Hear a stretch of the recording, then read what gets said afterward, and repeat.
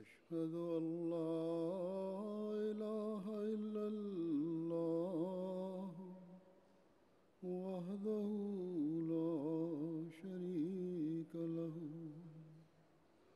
وأشهد أن محمدا عبده ورسوله أما بعد فأعوذ بالله من الشيطان الرجيم بسم الله الرحمن الرحيم الحمد لله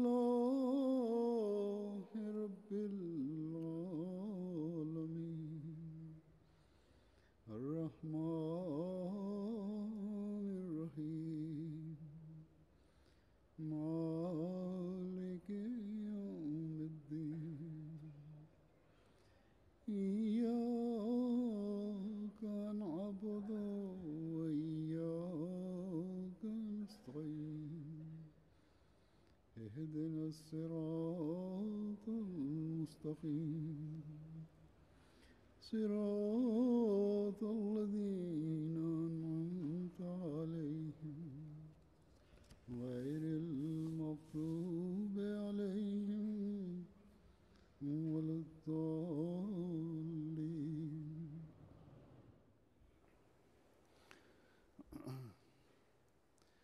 Allah Ta'ala के फजल से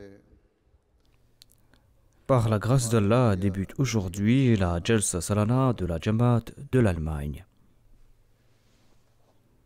दुनिया के Dans la plupart de ces pays où la Jamaat Ahmadiyya a été établie, la Jalsa Salana, cette rencontre, est l'un des événements importants de la Jamaat Ahmadiyya. का एक अहम हिस्सा है।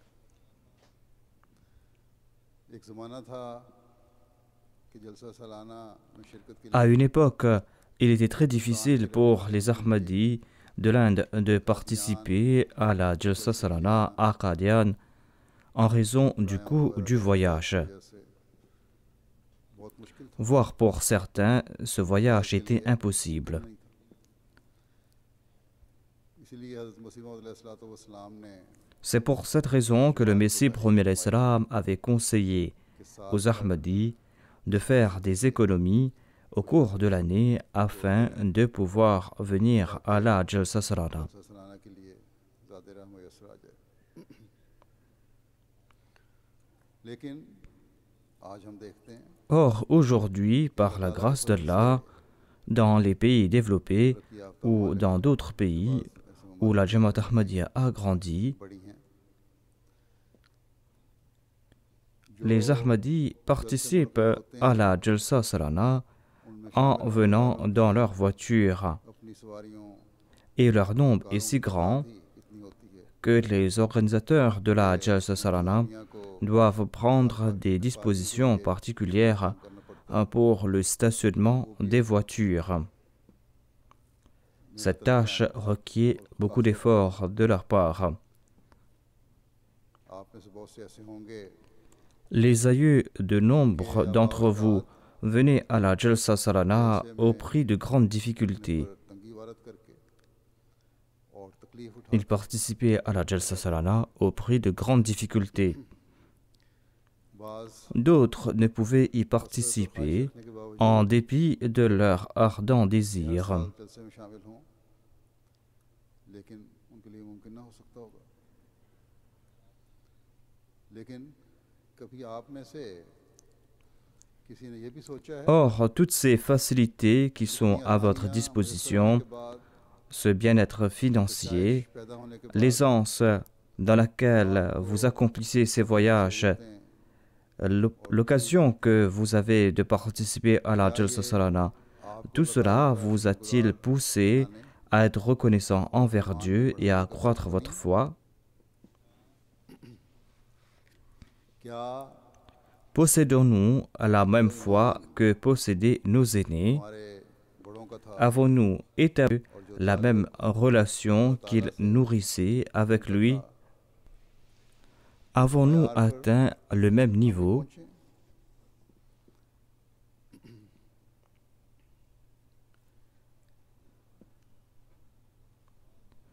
d'aucuns parmi ses aînés n'ont pas eu la chance de rencontrer le Messie promis l'Islam durant sa vie, en dépit de l'avoir accepté, en dépit d'être son contemporain. Ils n'ont pas eu la chance de rencontrer le Messie promis l'Islam parce qu'ils n'avaient pas les moyens financiers d'entreprendre ce voyage.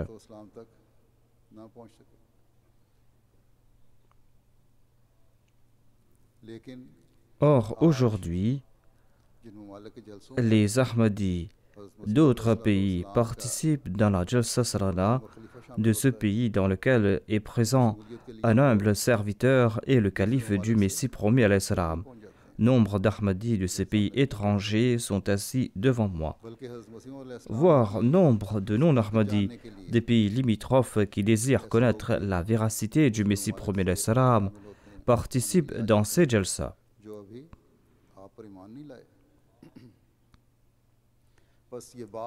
Ainsi, il est fort plaisant de constater que Dieu a changé la condition de nombre d'Ahmadis et le message du Messie promis à l'Islam est transmis à une plus grande vitesse dans le monde entier. Or, il incombe aux descendants de ces aînés de la communauté d'effectuer leur analyse de conscience. Jusqu'à quel point avons-nous grandi dans notre relation avec Dieu? Jusqu'à quel point avons-nous grandi de notre foi et dans le respect des préceptes de Dieu? Si comparé au sommet qu'avaient atteint nos aînés dans le domaine de la vertu, certains membres de nos familles sont dans une phase de décadence accélérée, eh bien, nous avons beaucoup de soucis à nous faire à propos de notre condition. Notre aisance financière et notre confort ne seront d'aucun avantage. Nous serions en train d'acquérir les biens de ce monde, mais nous n'aurions rien accompli dans le domaine de la spiritualité. Puis vient un temps quand l'homme s'empêtre entièrement dans les choses de ce monde, coupant ainsi toute relation avec Dieu. Et c'est ainsi qu'il s'abaisse aux yeux de Dieu et qu'il tombe dans le giron de Satan. Pour ces gens, venir à la Jalsa n'est qu'une tradition. Notre présence à la Jalsa doit mettre en exergue nos faiblesses. Notre présence à la Jalsa doit opérer en nous une révolution. Notre présence à la Jalsa Salana doit nous pousser à être reconnaissants envers Dieu. Notre aisance financière doit nous faire mériter les faveurs divines.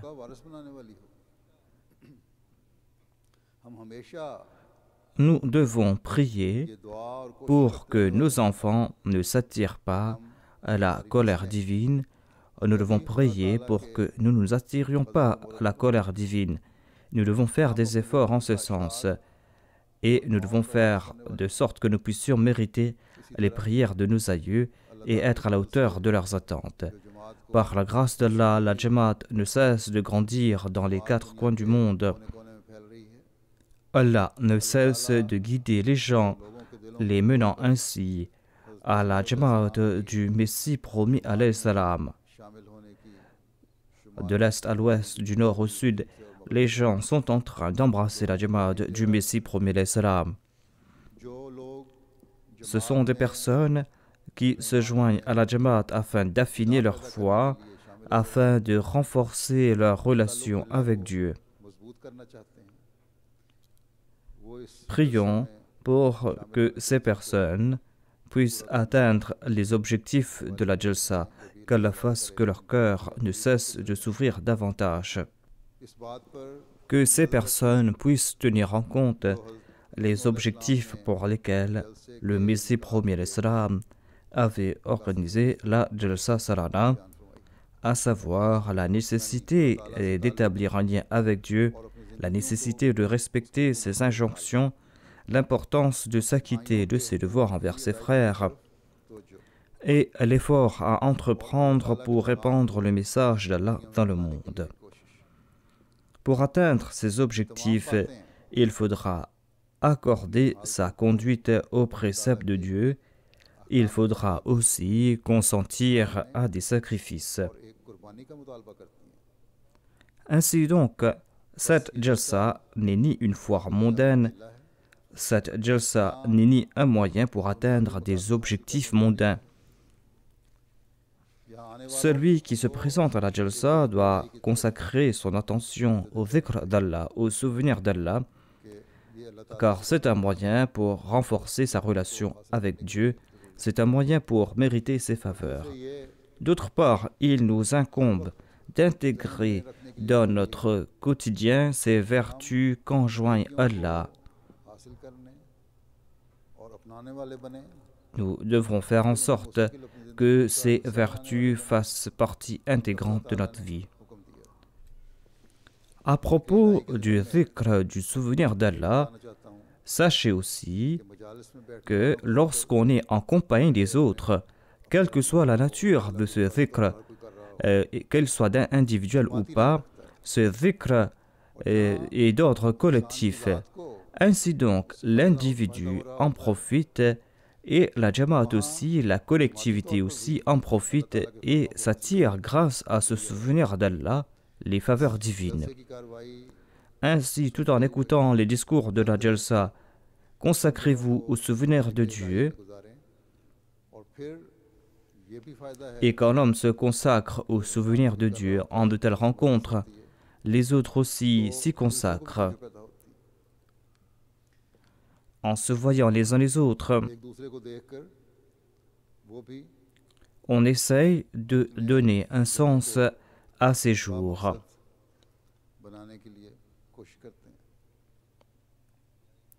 Au lieu de se consacrer à des conversations inutiles, au lieu de parler de tout et de rien durant ces jours, nous devrions nous tous assigner un objectif durant ces jours. On doit rendre utile ces jours.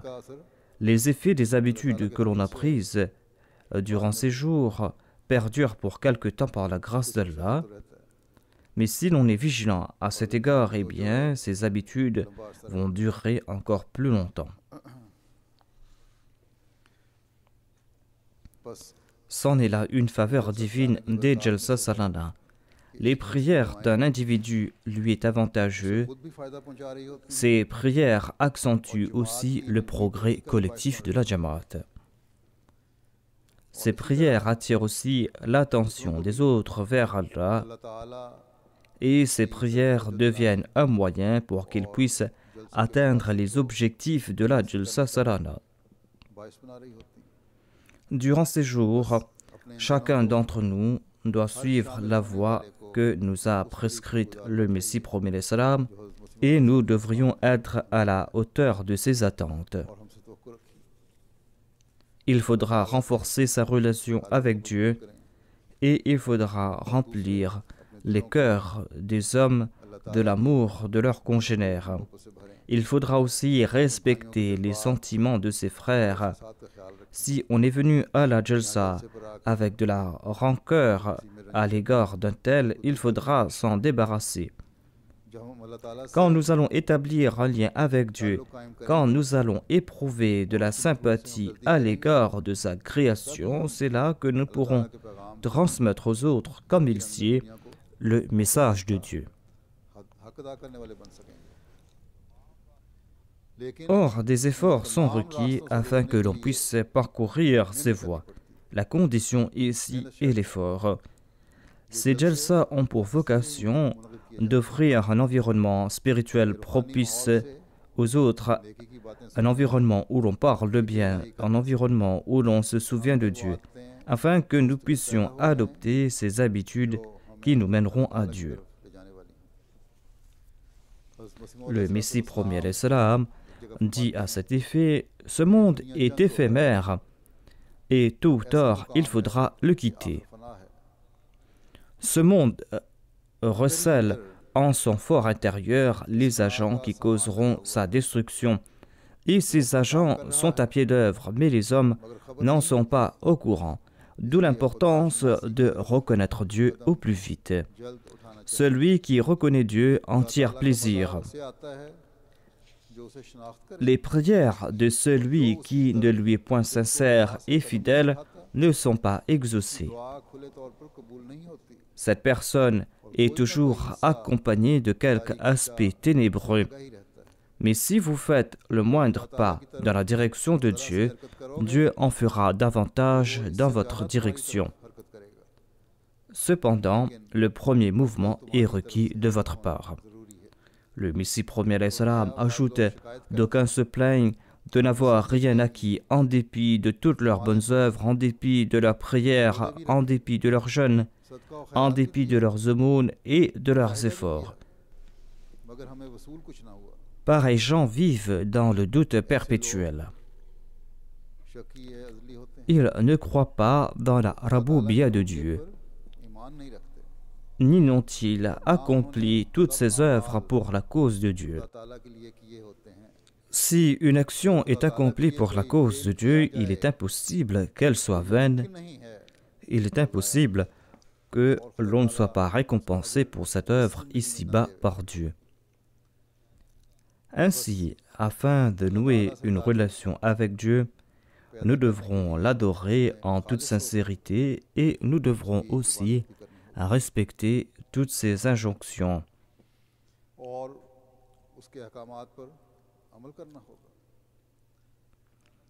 Si nos œuvres ont pour objectif le plaisir de Dieu, nous allons attirer ses faveurs. Nous devrons sortir des ténèbres de ce monde et nous évertuer sincèrement à chercher le plaisir de Dieu. De par sa grâce, Allah nous envoie ses bien-aimés, ses prophètes, afin qu'ils nous réforment. Et nous sommes chanceux d'avoir accepté l'envoyé de Dieu à notre époque. L'envoyé de Dieu qui nous a enseigné la méthode pour aimer Dieu, pour aimer son prophète sallallahu alayhi wa sallam et pour aimer la foi. Lui qui nous a démontré comment appliquer cette méthode. Il nous a aussi démontré comment nous acquitter de nos devoirs envers Dieu, comment nous acquitter de nos devoirs envers ses créatures, comment éviter les maux individuels et collectifs, lui qui nous a montré comment éviter les maux qui affectent les nations entières, comment réformer nos croyances et notre conduite. Si nous ne sommes pas vigilants à cet effet, même après lui avoir prêté allégeance, eh bien, nous ne serions pas en train d'assumer nos responsabilités. Les prophètes ont pour mission de transformer radicalement la vie de leurs disciples, de changer entièrement leur conduite. Dieu avait montré au Messie premier l'Islam dans une vision qu'il avait créé une nouvelle terre et un nouveau ciel, et Dieu lui a demandé de créer un homme nouveau. La création de cette nouvelle terre, de ce nouveau ciel, et la création de cet homme nouveau et cette révolution que le Messie premier l'Islam a opérée dans la vie de ses compagnons. Ce fut le saint prophète Mohammed sallallahu alayhi wa sallam qui nous présenta l'exemple le plus parfait de la création d'une nouvelle terre et d'un nouveau ciel. Il est l'exemple parfait dans ce domaine. Il a établi sur la voie de l'unicité de Dieu ceux qui étaient naguère les ennemis de la tawhid, de l'unicité de Dieu. Ceux qui naguère adoraient des idoles et rejetaient Dieu n'ont cessé de proclamer Ahad, Ahad, à savoir que Dieu est unique. En endurant 1001 persécutions, ils ont offert leur vie afin d'offrir la tawhid. Ceux qui naguère n'avaient aucune notion de l'existence de Dieu étaient si épris de Dieu que leur nourriture était l'adoration de Dieu et son souvenir.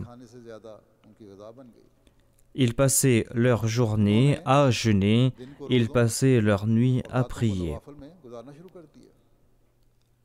leurs épouses aussi avaient sacrifié leur sommeil dans leur désir d'adorer Dieu et dans le désir de grandir dans leur relation avec lui. Et elles cherchaient différents moyens afin de pouvoir se maintenir réveillées pour se consacrer à l'adoration de Dieu. Il est dit à propos d'une de ces dames, d'une de ses disciples du saint prophète Mohammed lui, qu'elle avait tendu une corde auquel elle s'accrochait pour se maintenir éveillée. Ses compagnons se sacrifiaient les uns pour les autres. Ils étaient prêts à offrir leurs biens à leurs frères. Ils leur ont offert leurs biens. Mais ceux qui avaient reçu ces biens s'étaient eux aussi transformés radicalement. Ils ont remercié leurs frères pour leur donation. Ils ont prié pour leurs biens et les ont félicités et leur ont demandé de leur montrer le chemin du marché pour y trouver du travail. Au lieu de manger à la table d'un autre, ils préféraient gagner leur pain au prix de leur labeur. Ils ont été de grands exemples de véracité et d'honnêteté. Un jour, un musulman acheta un cheval au prix de 100 dinars à la campagne pour venir le revendre à la ville. Au marché, un autre musulman apprécia le cheval et ajouta que ce cheval valait 200-300 dinars. Le propriétaire du cheval ajouta qu'il ne valait que 100 dinars et qu'il ne pourrait pas prendre un dinar de plus.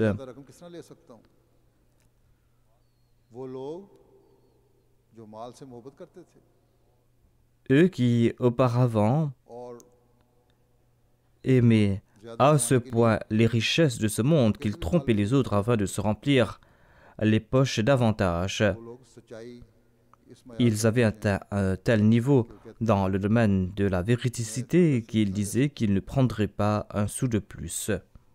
Voilà le grand exemple qu'a laissé ces personnes. Voilà le changement qu'a apporté le saint prophète Mohammed sallallahu alayhi wa sallam.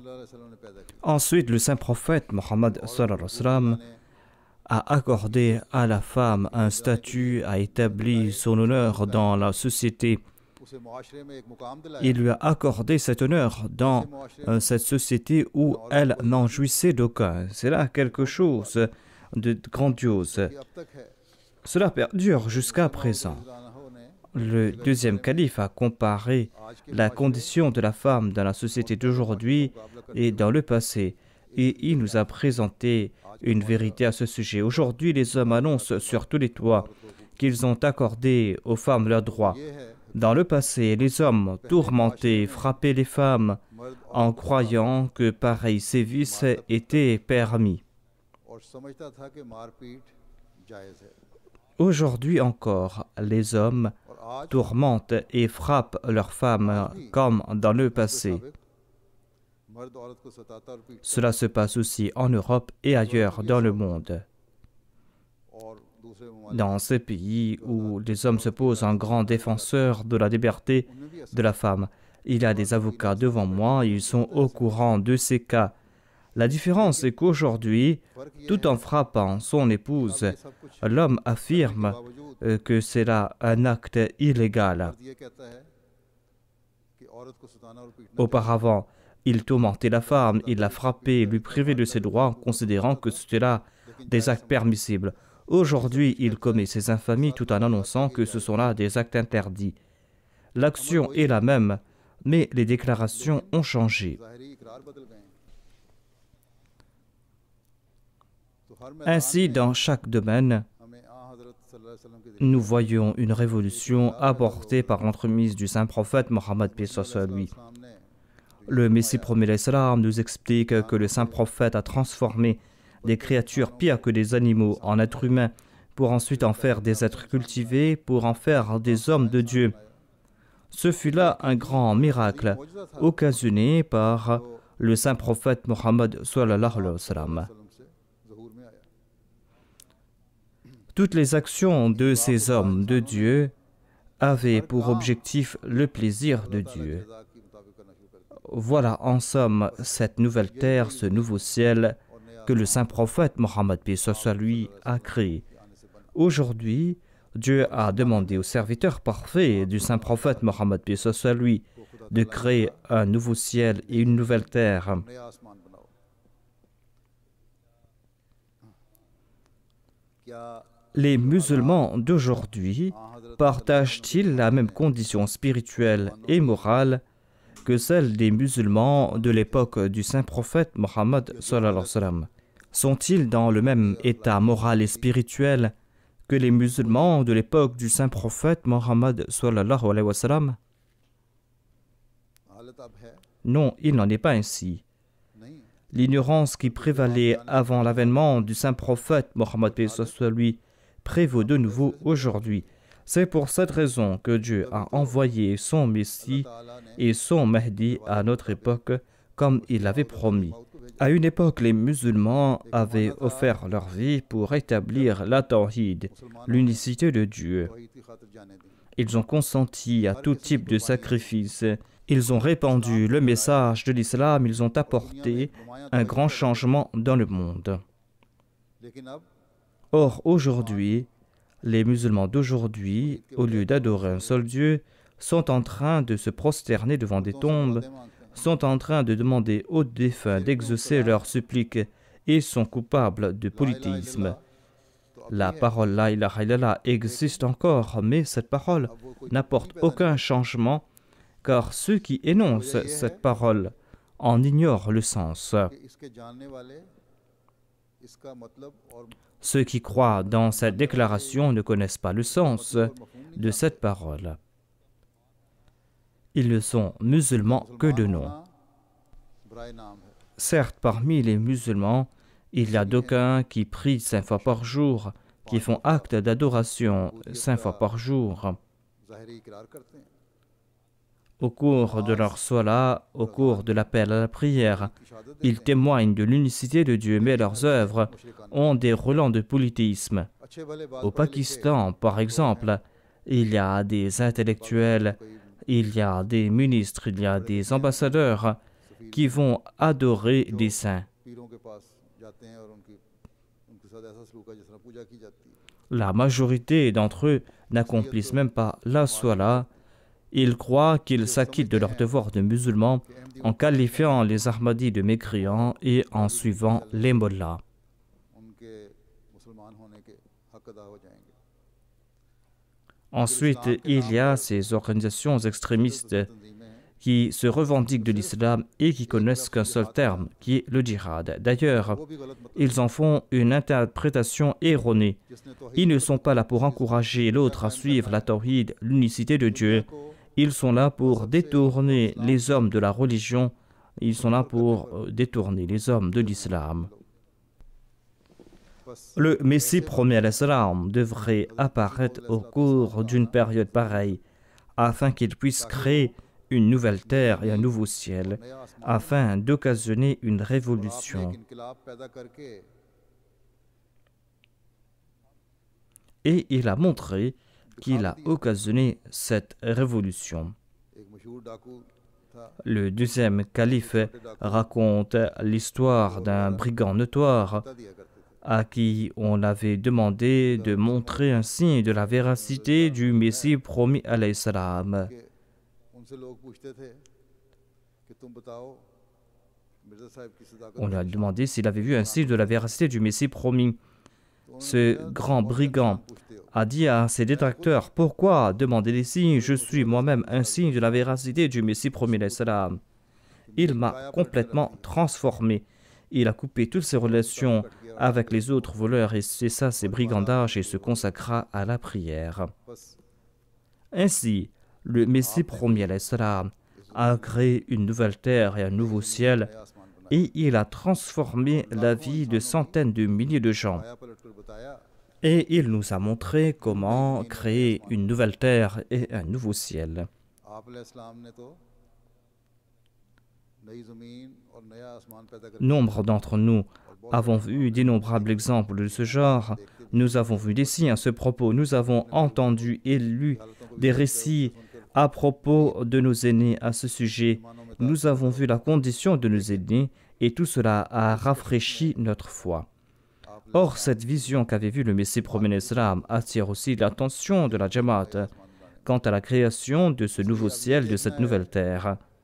En étant au sein de sa Jamaat, nous devrons examiner l'ampleur des efforts que nous sommes en train d'entreprendre pour créer cette nouvelle terre et ce nouveau ciel. Tentons-nous d'atteindre le même niveau que les compagnons, ces compagnons qui avaient adopté les véritables enseignements de l'islam, ces compagnons qui avaient créé aussi une nouvelle terre et un nouveau ciel. Avons-nous atteint le même niveau que ces compagnons ou pas? Avons-nous apporté de si grands changements en nous que les autres sont prêts à témoigner que nous nous sommes entièrement transformés? Sont-ils prêts à témoigner que nous avons créé cette nouvelle terre et ce nouveau ciel? Nous devrons être la plus grande preuve que le Messie promis à l'Islam a créé une nouvelle terre et un nouveau ciel. Notre personne doit être le plus grand exemple que le Messie promis à l'Islam a créé cette nouvelle terre et ce nouveau ciel. Notre priorité doit être l'établissement de la Tawhid. Nous devrons renforcer notre relation avec Dieu. Nous devrons faire de notre mieux pour suivre les commandements de Dieu. Nous devrons aussi nous acquitter de nos devoirs envers les hommes. Et nous devrons être vigilants à ce propos. Nous ne devons pas nous contenter d'avoir accepté le Messie promis à l'Islam. Nous devons aussi apporter des changements pratiques en nous. Et les gens doivent dire que nous nous sommes entièrement transformés, que nous sommes des hommes nouveaux. Hazrat Muslim Maud, le deuxième calife, nous explique brillamment dans un endroit que le Messie promis l'Islam a montré deux types de signes. La première catégorie concerne ces signes que Dieu lui-même doit accomplir. La deuxième catégorie concerne ces signes dont l'apparition dépend de nos actions. Ces signes dépendent de nous et nous devrons nous évertuer à les accomplir.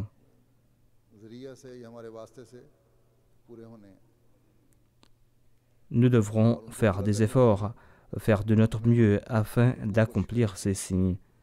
Il y a des types de savoirs qui ne sont compris que par le prophète. S'il n'en était pas ainsi, eh bien, nous n'aurions pas besoin de prophètes. Le Messie promis l'Islam nous a expliqué des choses après 1400 ans, des choses qui existaient déjà, mais que les musulmans ignoraient, des choses que les musulmans n'avaient pas compris. On peut prendre par exemple le fait que toutes les religions sont vraies. Le Messie promis l'Islam nous explique que le prophète qui a des centaines de milliers de disciples, le prophète qui a été accepté par nombre de personnes qui ont été guidées dans la bonne direction, eh bien, certainement, ces prophètes sont vrais. Certes, il se peut qu'on ait corrompu leurs enseignements par la suite. Il se peut que cette religion ne soit pas dans son état originel, tout comme l'on peut voir dans le cas du prophète Bouddha, de Zoroastre, de Krishna, qui à leur époque étaient des envoyés de Dieu et qui étaient accompagnés de la vérité.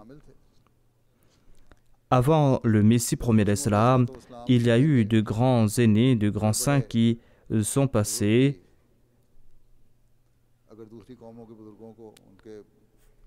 Certes, ils ne condamnaient pas les prophètes ou les leaders des autres religions, mais ils avaient des doutes à ce sujet. Ils n'avaient pas de satisfaction à ce sujet et ils ne connaissaient pas la réalité à propos de ces prophètes d'antan, de ces leaders des autres nations. En tout cas, si les disciples d'un prophète acceptent ces enseignements, eh bien, leur situation est bien meilleure que les autres. S'ils mettent en application les préceptes de leur prophète, eh bien, le monde sera en paix. Et on pourra voir un changement extraordinaire dans le monde. Si l'on voit que les résultats de ces enseignements sont néfastes, eh bien, ces enseignements sont néfastes. Les enseignements de tous ces prophètes condamnaient Satan. तमाम पहले अंबिया की तालीम शैतान के खिलाफ थी और Si c'était des enseignements sataniques, eh bien, personne ne les aurait suivis. Voilà le principe qu'a énoncé le Messie premier d'Islam. Quran करीम में मौजूद Ce point était présent dans le Saint-Coran, mais personne n'a pu l'expliquer, personne n'en était au courant. C'est le Messie premier d'Islam qui nous a expliqué ce point. Et aujourd'hui, आज इसके en dépit du fait que nombre de musulmans n'acceptent pas le Messie premier d'Islam, ils annoncent au monde et ils disent que la base de toutes les religions était la vérité. Toutes ces religions étaient fondées sur la vérité.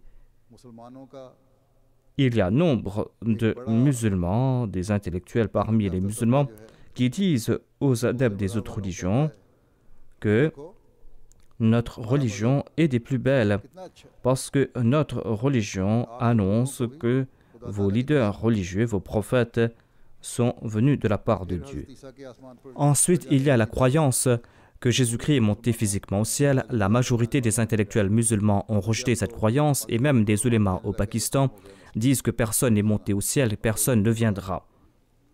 Ainsi, तो हज़रत मसीह मौला avec की आमद से l'avènement du Messie premier d'Islam, les autres ont changé leur opinion et c'est cela aussi la création d'une nouvelle terre et d'un nouveau ciel. Tout cela prouve que le Messie premier d'Islam a effectué ces changements. Voilà les signes que Dieu est en train d'accomplir. Mais il y a cette autre catégorie de signes, सूरत है le fait de créer cette nouvelle terre et ce nouveau ciel, le fait de le faire dans la pratique. C'est à nous, les suivants du Messie premier d'Islam, que revient cette tâche, que de créer cette nouvelle terre et ce nouveau ciel. एक नया आसमान Nous devons créer cette nouvelle terre, ce nouveau ciel, et pour cela, nous avons changé nos croyances, mais nous avons aussi prêté allégeance au Messie premier d'Islam. लेकिन दूसरी सूरत Mais il y a aussi cette nouvelle terre que nous devons créer, et cela dépend de nos efforts. Un nouveau ciel ne suffit pas tant que la terre, elle aussi, n'est pas meilleure, n'est pas bonne. और बेहतर ना हो Et il est important qu'il y ait une bonne terre. जरूरी है C'est pour cette raison que le saint prophète Mohammed lui a déclaré ये भी फरमाया है que le cœur du croyant est comme une terre. Il ne suffit pas que nos cœurs soient propices pour accueillir ces nouvelles doctrines, mais nos cœurs doivent être aussi propices pour cette nouvelle conduite, pour ces actions. Dieu nous a accordé la possibilité d'accepter le Messie premier d'Islam. C'est une faveur qu'il nous a accordée. अल्लाह चाहता है Il désire कि हमारे que अमाल को notre conduite मौला soit vertueuse नेक बनाए grâce au Messie premier d'Islam. Et il désire que nous réformions la terre. हज़रत मसीह मौला इस्लाम Par l'entremise du Messie premier d'Islam, Dieu nous a enseigné cette méthode où le Messie premier d'Islam तो इस्लाम ने nous a présenté cette formule ou ces épices et c'est à nous que de les utiliser. अब हमने देखना है Est-ce que nous sommes en train d'accomplir cette tâche ou pas? Voilà la question à poser. जैसा कि Tout comme je l'ai dit dans le passé, si nous nous acquittons de nos devoirs envers Dieu हक अदा करने et si nous sommes en train de nous acquitter de nos devoirs envers les hommes, अगर हमारे मामलात si nous avons de bonnes relations avec Dieu et avec sa création, et si nous sommes distingués dans ces relations, eh bien certainement, nous sommes en train d'aider le Messie premier d'Islam à créer cette nouvelle terre et ce nouveau ciel. J'ai attiré votre attention concernant nombre de faits, बाज़ बातों की तरफ मैं तवज्जो भी de faits qui ont été mentionnés par le Messie premier d'Islam. एक बात तो Il y a un point fondamental, à savoir que chaque commandement du Saint-Coran doit apporter à nous des changements. Et tout comme le Messie premier d'Islam nous l'a expliqué, cela doit créer en nous cette nouvelle terre et ce nouveau ciel. और नया आसमान हमारे अंदर बनाने वाला है Et nous devrons और फिर इसको इख्तियार adopter ces enseignements, nous devrons les mettre en pratique et chacun d'entre nous doit créer cette nouvelle terre et ce nouveau ciel. बना सकता Et c'est là que nous pourrons accorder des avantages aux autres. Le Messie premier d'Islam déclare que है एक जगह je constate que les hommes font des plans, mais qu'ils sont négligents à propos de la prière. Au contraire, ils accordent tant d'importance aux plans et aux moyens qu'ils ont fait de ces plans et de ces moyens des dieux, et ils se moquent de la prière. Et ils considèrent la prière comme quelque chose de futile. C'est là un poison dangereux qui est en train de se répandre dans le monde. Mais Dieu désire éloigner ce poison. C'est ainsi qu'il a établi cette communauté. Il a établi cette communauté pour cette tâche, afin que l'homme puisse connaître Dieu et afin qu'il puisse connaître la réalité de la prière et l'effet de la prière. C'est un objectif que tout Ahmadi doit avoir en tête. Et tout Ahmadi doit grandir dans sa relation avec Dieu. Ensuite, le Messie promet l'Islam a déclaré: nous sommes en train de vivre une époque d'une guerre spirituelle. La guerre contre Satan a débuté. Satan a pris toutes ses armes, tous ses subterfuges pour s'attaquer à la forteresse de l'islam. Et il désire faire échouer l'islam. Cependant, Dieu a fondé cette communauté afin de vaincre Satan pour toujours dans cette dernière guerre. Ainsi, tout Ahmadi doit participer dans cette guerre spirituelle et tout Ahmadi doit aller de l'avant. Et cela ne pourra se faire tant que nous n'avons pas créé cette nouvelle terre spirituelle, ce nouveau ciel spirituel. Le Messie premier l'Islam a déclaré que Dieu a fondé cette communauté afin de vaincre Satan pour toujours. En énonçant cette parole, le Messie premier l'Islam a confié la responsabilité à chacun de ses disciples que de progresser dans sa spiritualité et de combattre Satan et de s'acquitter de ses devoirs envers Dieu. Il dit à ce propos: sachez que Dieu a donné deux types d'ordres. Il a déclaré que tout d'abord, on doit lui associer personne. On ne doit lui associer personne ni dans ses attributs, ni dans ses adorations. D'autre part, il faudra éprouver de la sympathie à l'égard des hommes. Ihsan ne signifie pas faire montre de sympathie à l'égard de ses proches. Il faut avoir de la sympathie à l'égard de tout le monde, quelle que soit son origine. Il ne faut pas se dire qu'il est un hindou, qu'il est un chrétien. Je vous dis en toute vérité que Dieu a pris entre ses mains l'équité. Il ne désire pas que vous vous vengiez vous-même. C'est Dieu qui va vous venger. Soyez bon et doux. Autant vous serez bon et doux, autant vous serez humble, autant Dieu sera content de vous. Laissez entre les mains de Dieu vos ennemis. Qu'Allah fasse que nous puissions nous tous nous acquitter de tous nos devoirs et que nous soyons à la hauteur des attentes du Messie promet l'Islam dans nos croyances et dans notre conduite, que nous puissions créer une nouvelle terre et un nouveau ciel, que nous soyons de ceux qui vont créer cette nouvelle terre et ce nouveau ciel, ceux qui vont aider le Messie promet l'Islam à atteindre cet objectif. Qu'Allah bénisse cette Jalsa et qu'Allah fasse que ceux qui sont présents ici puissent mériter ces innombrables faveurs. Écoutez les discours au cours de la Jalsa avec attention, faites de sorte que ces discours fassent partie intégrante de votre vie. Tous ces discours sont intéressants, qu'Allah vous en accorde la possibilité d'agir ainsi.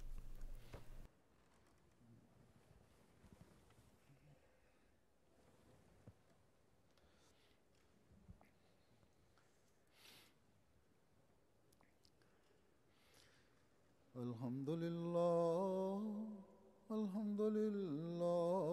nahmaduhu wa nasta'inuhu wa nastaghfiruhu wa nu'minu bihi wa natawakkalu alayhi wa na'udhu billahi min shururi anfusina